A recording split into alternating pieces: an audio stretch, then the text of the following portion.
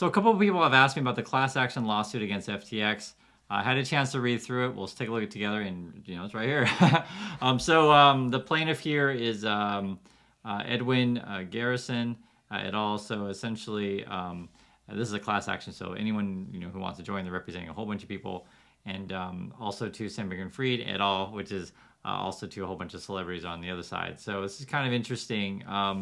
There's a lot of pictures in this thing, so I'm just going to read the introduction, and then we'll go through all the pictures and kind of get a sense of who's in this thing. So first, here's the introduction. The deceptive and failed platform was based upon false representations and deceptive conduct. So these are a couple things I want you to think about. Did anyone say anything that was falsely misrepresented?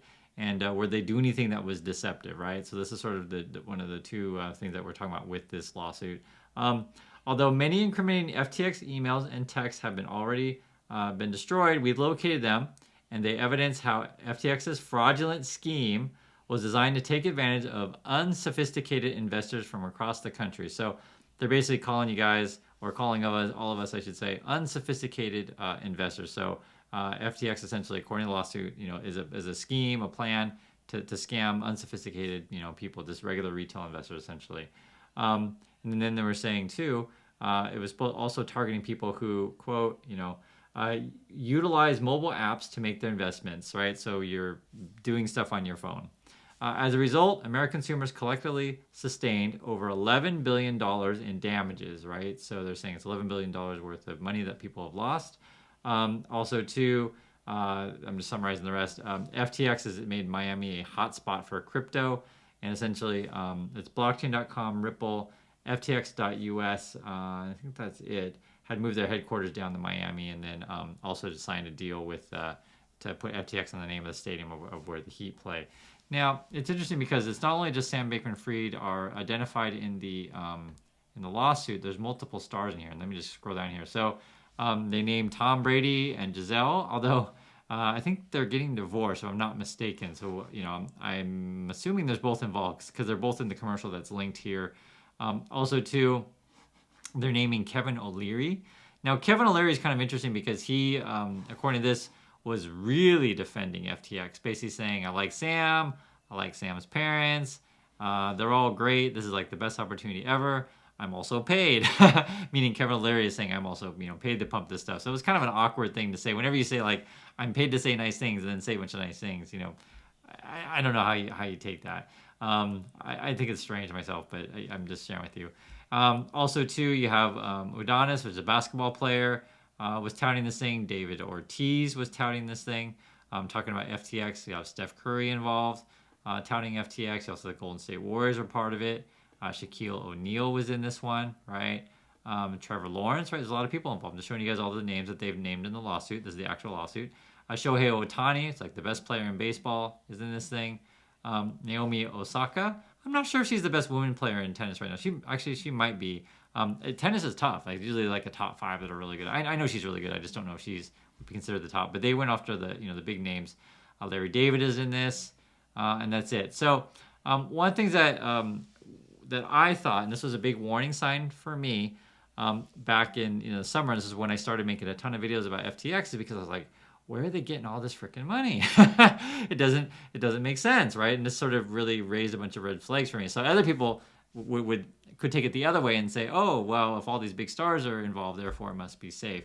Now, the fundamental question of the lawsuit is this, right? So we're talking about basically either saying false, things that are false, right? So in this case, they were promising you really high yields. I think it might have been like 10% they were promising you, or like 8.6, something like that. Just really high yields. And so the question would be, were they lying about how they get those yields, right? Was that sort of misrepresented?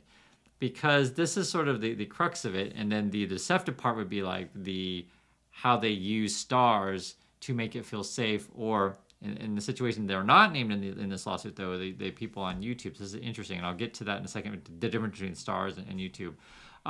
So the first thing regarding the lying part is, every time someone says, hey, this is a safe platform, and this is going to give you interest bearing, and kind of allude to that it's like a regular bank account, right? Or allude to that it's like an investment, when in fact, the lawsuit is claiming it's not really an investment; it's a Ponzi scheme. The idea basically means I give FTX money. FTX gives me actual interest on my returns or on my my money. They give me interest rate, but the way to pay that essentially interest or yield, however you want to say it, is by using new money that comes in, right? So every time new money comes in, they pay out to the original people who bought in, and then essentially you have to keep bringing in new money to get this thing to work. It's a Ponzi. That's how this works. And when there's no new money, then there's no money, right? And then the other part of the scheme is because the case that they're making here is that it was all a Ponzi, then the influencers, essentially, in this case athletes, play a very big part in getting people to be part of the scheme. So that's essentially what the class action lawsuit is saying, is how I see it. Now, how is this same or different than the people on YouTube? And I want to have an honest conversation about it. There's a couple things that come to mind when I was thinking about this. So one would be, how many times did, say, Tom Brady or, we'll just use, for example, Udonis come out and say, I love FTX? Like, how many times?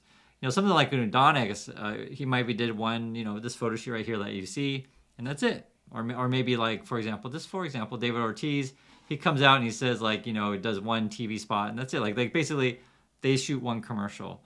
The difference with like, say your YouTuber that you see who pumping this thing, all the people with Millennial Money say, they may have done, let's say 100 episodes each or whatever. I don't know the number. I'm just saying for example. So I think there's an interesting difference there to where, there's a one-time thing and then there's other thing. Also too, it depends how in depth they go. So I looked at some of the athlete ones, and none of them really go that in depth. They'll just say like, hey, crypto is cool and it's the future. Like for example, what does Steph Curry say? Steph Curry say crypto will be anything but bored. Like what? like if you take a look at that, okay, it's cool, right? And then hashtag not an expert. Do you guys see this?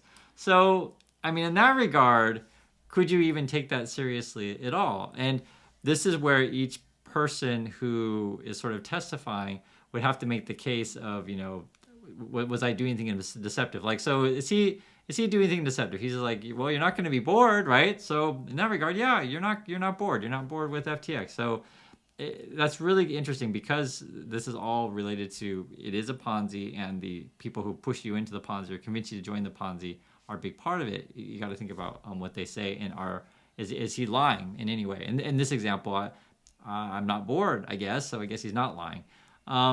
The other thing too, which I think is a big part of this as well, is the lawsuit wants to go into, did you social influencer, right, be it as athlete or the YouTuber, just for example, if you were to bring this against YouTubers, is how much due diligence did you do before selling said thing? Because the idea would be that if you're, for example, making statements that this is, really great and really safe, something like Kevin O'Leary was saying. He was saying it was like the best investment ever. How much, research did you really do to actually know what you're saying and actually believe it? So some of these things are pretty hard to prove, and that would be difficult to know what someone knew when they knew it, kind of thing. I think the other thing you'd have to prove is like, are these people purposely lying? Like, for example, did they know it was a Ponzi, and are they purposely pretending that it's not?